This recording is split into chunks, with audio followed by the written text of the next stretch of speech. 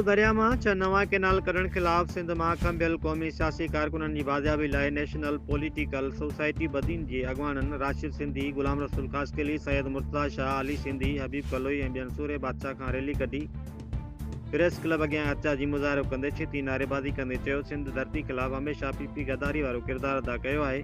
कॾहिं त सिंध जा वसीला नीलाम कया वञनि था, कॾहिं सिंध जूं ज़मीनूं भुगड़नि जी मुठ ते खपायूं वञनि थियूं, कॾहिं ज़मीनुनि ते कब्ज़ा करे धरती धड़नि लाइ धरती ट्रामूं बणाई वञे थी। हिकु भेरो ॿीहर पंजाब में सिंध मां 6 नवां गैर क़ानूनी कैनाल कढी सिंध जे पाणी ते धाणो हणी पंजाब जी चोलिस्तान आबाद करे सिंध जी ज़रख़ेज़ ज़मीन बंजर बणाइण जी साज़िश थी रही आहे।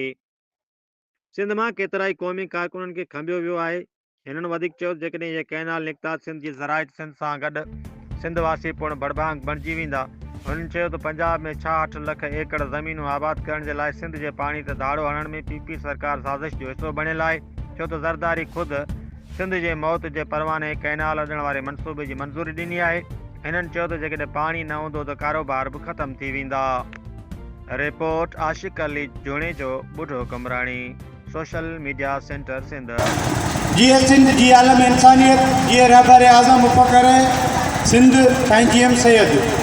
दोस्तों, असांजी अॼु जी ही रैली या एहतजाज सिंध ते सिंध जी ज़मीननि ते जेके गैर क़ानूनी ग्रीनलैंड प्रोजेक्ट जे नाले ते सिंध जूं ज़मीनूं जेका फ़ौजियुनि जे हवाले कयूं वञनि थियूं, नेशनल पॉलिटिकल सोसाइटी बदीन उन जी भरपूर लफ़्ज़नि में मज़मत करे थी। उनखां अलावा सिंधु दरिया ते नवा कैनाल ठाहे नवा डैम जोड़े सिंध के सुकाइण जा जेके सांभा थी रहिया आहिनि, नेशनल पॉलिटिकल सोसाइटी बदीन उन जी पूर्ण मज़मत करे थी। उनखां अलावा क़ौमी कारकुन, सियासी कारकुन पंहिंजी सियासत कंदे हिन वतन में गैर महफ़ूज़ आहिनि, जेके सालनि खां खंबे गुम कया विया आहिनि, जिन जा माइट अञा ताईं दर हुन दर बदर, हुन पासे दर बदर, दर हुन पासे दर बदर, का बि ख़बर न आहे। मरी विया आहिनि, खपी विया आहिनि। हिननि छा कयो आहे किथे ॿुधाइण जे लाइ तयारु न आहिनि। का बि अदालत, का बि कोर्ट हिननि खे पुछण लाइ तयारु न आहे। नेशनल पॉलिटिकल सोसाइटी बदीन जे तरफ़ां इन लफ़्ज़नि सख़्तु लफ़्ज़नि में मज़मत करियूं था, खंबियल गुमशुदा माण्हुनि खे जल्द खां जल्द आज़ादु कयो वञे। छाकाणि असांजे गॾु थियण जो मक़सदु इहो आहे कि ही धरती, ही सिंध धरती असांजी क़दीम धरती आहे। असांजा आबा ॾाॾा, आबा अजदाद सदियुनि खां, बल्कि सैकड़नि सदियुनि खां हिते रिहाइश पज़ीर आहिनि। ऐं धरती जो जियापो पाणी सां आहे, जेको सिंधु जो पाणी पंजाब पंहिंजी बालादस्ती ऐं कूड़नि कानूननि जे नाले ते पंहिंजी कब्ज़ागीर फ़ौज जे हवाले करे हुनखे मुख़्तलिफ़ प्रोजेक्टनि जा नाला ॾेई सिंध जूं ज़मीनूं फबाइण चाहे थो। क्या सिंध जा माण्हू ज़मीनूं पोखण कोन था ॼाणनि, या सिंध जा माण्हू छपे जा तवंगर आहिनि, एतिरा वॾा ज़मीनदारनि जो बाक़ी ज़मीनूं पियूं आहिनि, केर बि कहिड़े बि नाले में किताब अची उहे खणी आबाद करे। सिंध में 27 लख घर ख़ानदान बेघर माण्हू आहिनि, जिन वटि वेहण जे लाइ पंहिंजा घर न आहिनि। ऐं सिंध में किरोड़े हारी जेके बेज़मीन हारी आहिनि, उहे ईअं रुलंदा वतन, पोइ सिंध जूं ज़मीनूं धारियुनि जे हवाले छो कयूं वञनि थियूं। सिधी ॻाल्हि आहे त सिंधियुनि खां सिंधियुनि जूं ज़मीनूं फुरे सिंध खे गज़ा ऐं फ़लस्तीन बनाइणो आहे हिननि खे। उनखां अलावा असांजो जियापो मिठे पाणी ते आहे, छाकाणि जो सिंध में समुंड आहे ऐं उन समुंड खे सिंधु दरिया मिठो पाणी ॾेई ज़मीनूं ज़रख़ीज़ करे थो। ऐं अॼु हालत इहा आहे जो असांजी सिंध जूं ज़मीनूं समुंड गिरकाईंदो वञे पियो।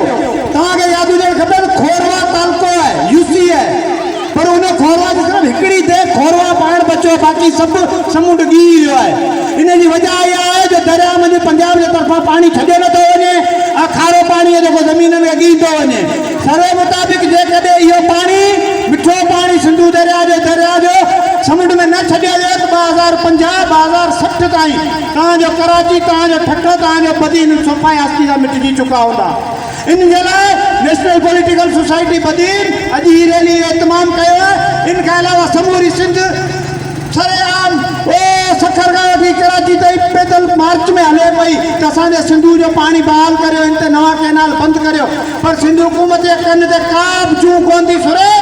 ऐं उन खां अलावा कूड़ा कानून, कूड़ा बिल पास करे हू धरती जा गदारी जो सबूत ॾेई पंजाब खे ख़ुशि करे रहिया आहिनि। असांजी धरती खे सुकाए बंजर करे ऐं सिंधियुनि खे बेघर बनाइण जा संभाउ करे रहिया आहिनि। असां हिन लफ़्ज़नि में सख़्तु लफ़्ज़नि में इन कमनि जी मज़म्मत करियूं था। ऐं जस्का बारिश जे तरफ़ां जेको पैदल लॉन्ग मार्च सखर खां कराची अची रहियो आहे, सभिनी दोस्तनि खे गुज़ारिश आहे, तमामु सिंधी क़ौम खे गुज़ारिश आहे त उनजो भरपूर साथ ॾियनि। 23 फेबरवरी ते उहो कराची प्रेस क्लब ते पहुचणो आहे। सिंध जो आवाज़ यकजा आवाज़ बणिजी उन ॾींहुं कराची प्रेस क्लब अॻियां गूंजंदो। जीअं सिंध, जीअं रहबर आज़म साईं GM सैयद।